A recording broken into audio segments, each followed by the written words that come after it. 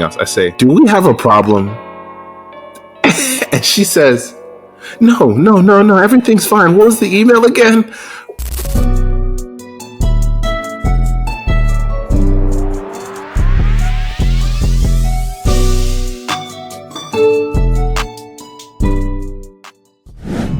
And we're back with another episode of Why Y'all Working. I'm your host, Olaire James. I'm Michael Ogusanya. And we have a very special guest today, Yemi Faleti from Videre Worldwide. Am I saying that correctly? Yes, sir. Yes, cool. So we want to introduce him, his background, the origin story of Videre, as well as really just talk about him as the founder and principal of Videre Worldwide. He's a pioneering generative AI founder of a research company and consultancy. Videre is known for its expertise across the arts, culture, and entertainment sectors, and the ability to connect these fields with the power of generative AI. So he has about 7 years of creative consultancy industry experience, working for many different industry leading firms as well. And he's successfully, grown this company through the rapidly evolving landscapes of AI and media. So, give it up for Yemi, and glad to have you here with us today, bro. Hey, good to be on, bro. Good to be on. Good to talk to you and Mike. So, let us know. I know we had you previously on our little podcast scenario when we were doing the radio sessions, but can we actually get into why you do the things that you do? Why is Videre in existence? And why did you get to do the cool things that you were doing recently and traveling and all of that with the AI? Tell us more about that. Why do you work? Yeah, absolutely, bro. I work because I'm just a purpose-driven person, and I've been blessed enough to where work and my interests are like one and the same. So I like to look at my purpose as being twofold, right? I'm here to teach and to create. And so the creative aspect, it's very easy. That comes from, throughout my career, it's evolved, but it's been anything from shooting recap videos for touring artists to working on album covers and working at Universal Music Group, doing creative deliverables there. And the teaching aspect is really what I've evolved into lately, especially with AI being introduced. So I like to consult brands, research, and just figure out ways that AI is actually going to elevate the human experience or potentially detract from the human experience. So I work because it's fun and I love it, and that's a blessing. Dope. I relate, man. And Yemi, we go way back, from families, knowing each other. It's always been, I feel like, about the joy from how we exist, whether it's going to school and college, whether that's, pursuing entrepreneurial ideas. It's always been about the joy. Because I feel like as soon, and Drake said it first, as soon as I'm done having fun with it, I'm done with it. I just want to highlight a bit more about what does it mean to create a business model and garner contracts from using AI? And how do you find the joy in something so new as artificial intelligence? Absolutely. So the business end really took some time to grow and develop. At first, I didn't really have a framework for it. So I was literally just charging brands like $2,500 for a set of like 3-4 images. I realized that that's not really sustainable. Like if I set that as the floor, that's not really sustainable because not every brand could meet that. And two, not every brand really needs that. Like I had to adapt and be more open to just meeting companies where they're at and whatever that looks like. So it could be anything from creating images, that's one pricing plan, to an ongoing retainer, consultative model, which is another plan. Or it could be video production where I'm kind of like using AI to create visual mood boards in an elevated way from your typical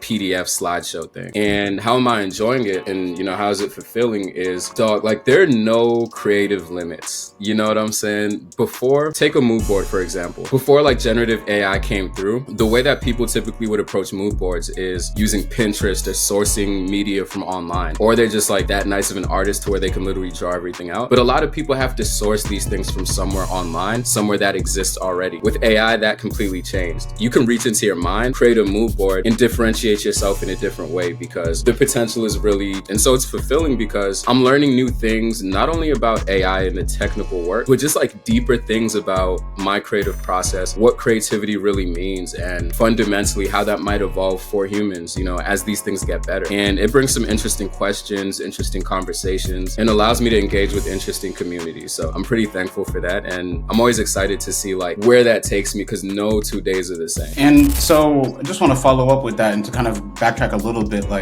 How did you get to the place where you were able to, meet companies where they're at? Like, can we talk through the creative process of becoming an entrepreneur from that standpoint, getting into the consultancy, getting into the brand curation and working with brands like Universal Music Group and doing that? How did you get started? You know, some of our audience is in college also, or, you know, fresh out young professionals that may also be trying to do the same things that you're doing. So can you give us a little bit of background on how you got started in the industry? Yeah, absolutely. So the real origin, and you know, this speaks to Michael saying we go way back. It started in 2017 when we went on a trip to Puerto Rico, and Michael was actually, you know, he came through with this Sony a6000 camera. And that was my first time even seeing a mirrorless camera, talk less of like understanding video capabilities in that way. So once I saw some of this stuff Michael was capturing, I'm like, dog, this looks realer than real life. Like, what is this? It was just like a very natural, intuitive moment where I knew I want to do more of this. And so once we got back from that trip, I started just like experimenting with my phone, like making recap videos of everyday things, whether it's me and my friends in a parking lot, you know, working on our cars, or whether it's concert. And so the very first concert I filmed was UMBC, when 21 Savage came to UMBC. I want to say April 2018, Quadmania. I remember that. So literally, I had no background, no introduction, no connects in the industry. So I was like, all right, cool. I'm gonna buy a ticket and just get to the concert dumb early. Like, I'm gonna make sure I'm in the front. So I get there maybe 3 hours early. I line up. I had an iPhone, I think 8 Plus at the time, which was a pretty decent camera for what it was. And I shot a recap video. And from that moment on, I was like, this is work, but it doesn't feel like work. And I just kept trying to take that to the next level. You know, eventually that led to me being able to buy a camera. I saved up to buy a camera, a Sony the same camera, a6000, because the quality elevated once I bought that camera. Now more people were reaching out to me, different DJs, some of the homies at Towson, at Stevenson. They would put parties on and I'd just be the dude with the camera turned up but still working at the same time. As I progressed, that just led to higher and higher connections and, you know, more recognizable figures. So I distinctly remember there was a show at Echo Stage where Burna Boy, DJ Tunes, and a couple other artists performed. And I saw DJ Tunes. I was like, yo, that's WizKid's DJ. Let me chop it up with him. Very cool guy. We had a good conversation. I was like, you know what? I'm gonna cook up a recap video for you. Don't even trip. Like, you know, we exchanged numbers. I low-key, like the next day I woke up, I forgot I was recovering from all the other parts of that night. So when I woke up, I saw a text from him like, yo, how are the visuals looking? I hadn't even touched Premiere Pro yet. So I'm like, oh nah, I gotta cook something up. So I hop on Premiere, cook up a recap for him, send it to him. He was like, bro, this is dope. You captured the Starboy lifestyle perfectly. And so I'm like, awesome. Well, I see you and Wiz are going to be in New York for One Africa very soon, and y'all are also going to be in DC. How about we, like, you know, work on a couple shows and see what's up? And so we did. It went incredibly, and I just got like deeper insights on, you know, how to conduct yourself in like high pressure settings and how to convert that to creativity. And so that, I would say, was the catalyst for the rest of my career. From that point on, I was able to work with bigger and bigger names. 1 second. You touched on something really important for a lot of creators, which is entrepreneurs and just, you know, everyday people in general. When you work in a fast-paced environment, especially in entertainment, right, you're dealing with a lot of high-profile people in a very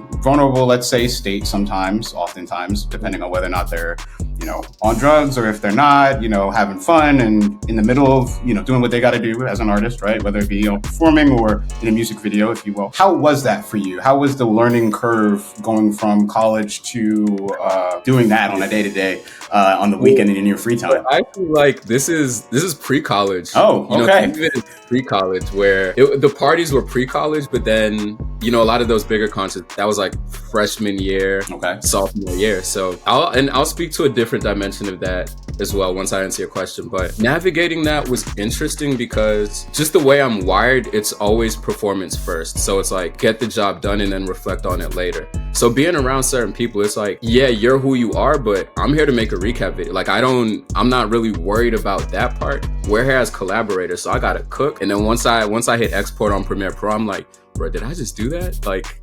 crazy. You know what I'm saying? Like, me and Michael are over there at One Africa. People are mobbing, like we over there with the red wristbands just chilling. And in those moments, it feels just very organic, very natural. A lot of the times you'll know that artists have different personalities, like you mentioned. So some of them are more social, some of them are just like from the stage straight to the green room to the tour bus or whatever it is, and it's low contact. But you know, I just look at people as humans. There are different learning curves that come up. So the higher and higher I started to go, like there would be some instances where in the moment I would have to catch myself like, yo, yo, just chill out, calm down.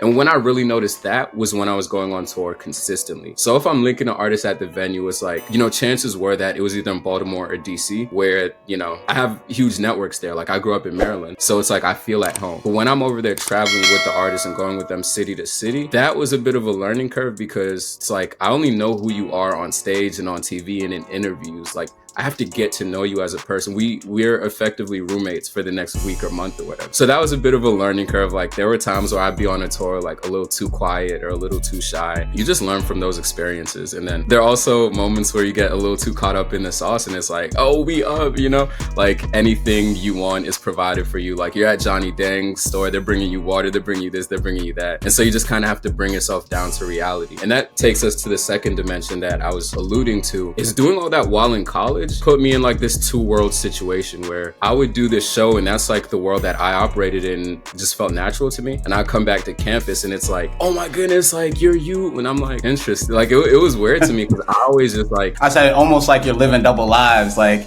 you got like not because that's how I saw it, but that's just how people treated me. Mm-hmm. It's like I'm just one of the homies. Like come eat at the dining hall. Like I'll be at the dining hall and people would just be like, yo, is that you? And then you get stuff like, oh, I thought you'd be mean, or I thought like you were bougie or something. It's like, nah, you know. So navigating that while being in college was very interesting. Definitely a social aspect. I have people always ask me about like, you don't think people are just around you because of who you're around? And I'm like, I don't care. Like, it's not like you're taking anything away from me. I try to be a genuine person. So those are all just like interesting, you know, developmental experiences. And then eventually, so I was doing that independently at first. And then Universal reached out to me. I think I was on tour with Stunner Fort Vegas at the time. The agency 1824 that I worked with at Universal, one of their reps reached out to me and she was like, we need a content creator in the Baltimore, DC market. Like, would you be interested? And so I did an interview with them. I did like a little project to make sure it was a good fit. And then I got the job and that was an incredible experience. I want to go back to One Africa because we got to tell that story. And this was in Coney Island. So we're like bottom of New York near Brooklyn. Sorry, my voice, you know, I'm still coming up off of a cold. But so the first thing that happened, you had the full pass, like you had the full leverage to get through. I will say, so I'm glad that I could show like the camera and it was just a vibe. We had videos, a ton of fun in Puerto Rico, but it wasn't until we had to do a music video for an artist that was popping in the DMV, Lil BK. Yeah. That's he's a good dude. That's when I had to realize, all right, Mike, you either gonna take this camera stuff seriously or you're gonna work on something else. I think me and you split up. It was like a minute and a half. I did 45 seconds. By the time, I'm usually used to like kind of live footage, like we said, shooting like live concerts, adding those with VFX and all the footages. Yeah. By the time I looked at my 45 seconds and saw your 45 seconds, I was like, all right, Mike, time to hang it up. Time to hang it up, bro. That's crazy. That's like a core memory, bro. Mm-hmm. Wow. I remember that. We were in Largo too. Mm-hmm. But yeah, One Africa. This is when I started to learn I had good negotiation skills because we were in New York. One of my friends, Carlos, and you were there. We're all chilling, just trying to figure out how to get in. And I wasn't getting a response back from the person that I wanted to shoot with, but you gave me the phone number to one of the people who were like your main contacts.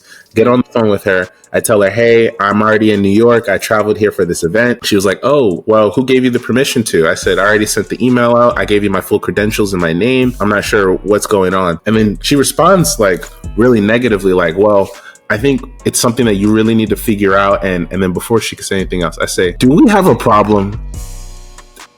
And she says, no, everything's fine. What was the email again? Send to her. Got my information, red wristbands. We had like a whole group of people with us. We got them into VIP. Some of the photos from this kid. They're chilling. It was incredible. And I forgot about that whole negotiation too. Mm-hmm. That like just early signs that the entrepreneurial spirit was there, bro. Because, yeah, and that reminds me of like, I don't know if y'all have ever applied to Y Combinator. But mm-hmm. one of the questions they ask is like, what's one time you've had to hack something non-technically? Like that would be the perfect answer. From a visit with a friend in New York to on stage with WizKid, he's doing his shooky and everything.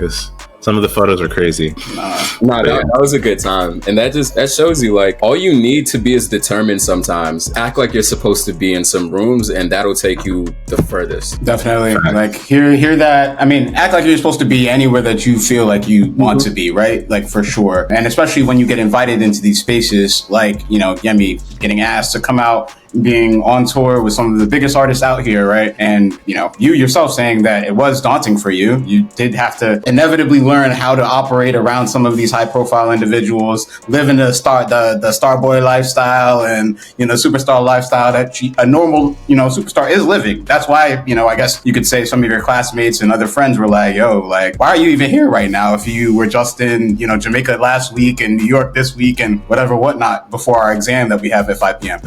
So definitely appreciate the realness there. I think that that's really knowledgeable for a lot of young students and entrepreneurs that are coming up too. Just to notate, like you mentioning the beginnings of Videre. Was Videre around during the time that you were at Universal, or did that come a little bit after? Can you speak to that a little bit? Yeah, that was after. So, I mean, I was doing Yemskeezy Studios prior to Videre and prior to Universal, which was just like my freelance video operation. And then when I got to Universal, it was very focused on whatever they assigned me, whether it was doing visualizers of music videos or shooting shows. But unfortunately, obviously, like we all know it happened in 2020, the industry shut down, the world shut down. But as a result, the music industry shut down. And we didn't know, not only did we not know, like not only were we unable to shoot and do anything in person, we also didn't know when we'd be able to resume. And this is at the time that I graduated from Towson. So there's just a lot of uncertainty. I have to figure it out. Like I'm Nigerian, I don't like uncertainty. My future needs to be relatively clear, right? And so I just made like a tough decision to leave Universal and figure it out because I don't want to be in that state of limbo. I was like, if I am going to be in limbo, then I might as well just operate on my own momentum and like see what I can figure out. So that's really when Videre started. And at the time it was just like a brand consultancy where I would take the insights that I developed from working in these different situations at high levels, at, you know, local levels as well, and just like distilling that information into a consulting practice. And as that evolved, I, you know, started doing research and just researching, like, because I realized that it's one thing to have expertise,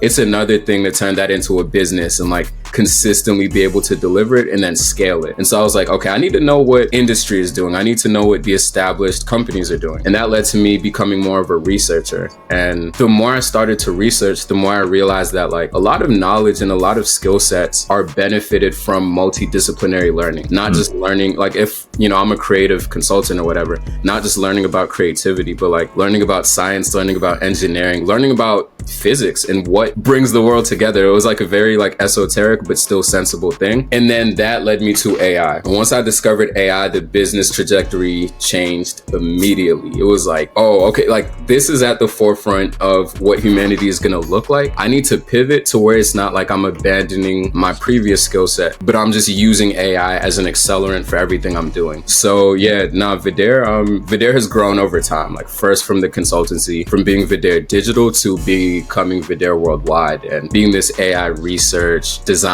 and intelligence company. No, I appreciate that. Go ahead, Michael. What step did you take from one? What are the toolkits that you use, AI tools? And then all in line with that, people are using like ChatGPT. Some people are using Midjourney. What is that step from some people using it for their essays and using it for research papers and articles toward what's the difference between that and that kind of leap you had to make towards some of the research documents and overall visuals you put together through Videre? Also, before, real quick, please define what AI is to you for our audience, just so that way they know. Yeah, got you. When I speak about AI, I'm primarily speaking on generative AI. So AI programs such as ChatGPT, Midjourney, Runway that allow you to enter a prompt in natural language and receive an output, whether it's text, music, images, or videos. So that's like when I speak about AI, that's the world that I'm speaking about. And so, Michael, this step, it was the first step was using it at that level, just like being a user and understanding it. And then it was really just applying my entrepreneurial skill set to like package it as something else now, to where I think it's fundamentally just what questions are you asking it? Like, what are you asking it to solve? And that lens is going to color, you know, your experience of it. So if you're just using it for personal projects such as homework or personal research or something like that, that's going to be what you get out of it, and it's going to be limited. But when it came to me, I think I started with an advantage because I was already technically skilled when it came to creativity. So like take Midjourney, for example, right? You input a basic prompt, like I would like to see a cell phone. It's going to show you that. But then if if you're like, I want a product photo of a phone at this f-stop with this lighting, and you just add some of those technical elements, you get something that looks a lot more production ready. And so I think the difference between those two ends is like just applying technical, domain expertise, but also using ChatGPT to fill in the gaps that you might not have. So if I don't know something, I either tell it to explain it to me like I'm 5, or I just tell ChatGPT to assume a particular identity, which is like one of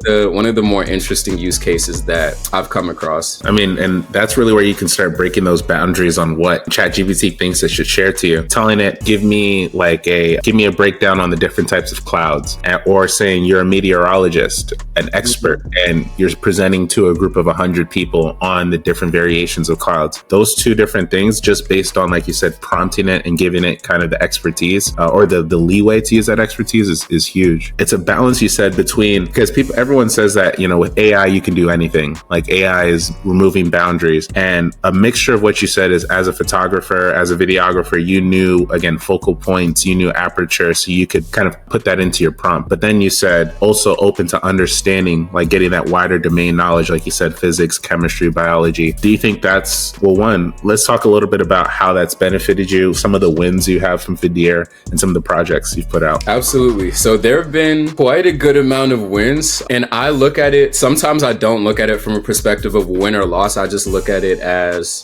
just an experience that I had, just a project I did. But I think for me, one of the biggest personal wins was getting my first paying client, because they recognized that, my work is good. It was a lifestyle brand, Armra Colostrum. They do like health supplements and whatnot. And we worked on a series of campaigns, and they had initially reached out to me because of another win, getting selected to participate in the world's first AI fashion week with like very little Midjourney expertise. But again, I hacked it because of my technical knowledge. Those were some awesome wins. One of the more recent wins is getting 60,000 views on an AI music video on YouTube with zero promotion over the course of 3 months. That was super cool because I wasn't expecting it. It was just a Sunday. I think I had like Chardonnay or something. I'm just sipping, making a music video, and I drop it on like a little burner YouTube page, and I check it, and like my email is just going up with notifications. I'm like, oh wow, interesting. Like there was no strategy behind it. And it's funny too, because some of the more strategic projects and some of the projects I actually put more energy into, I'll drop it and it'll get like 10 views and like 3 comments. I'm like, okay,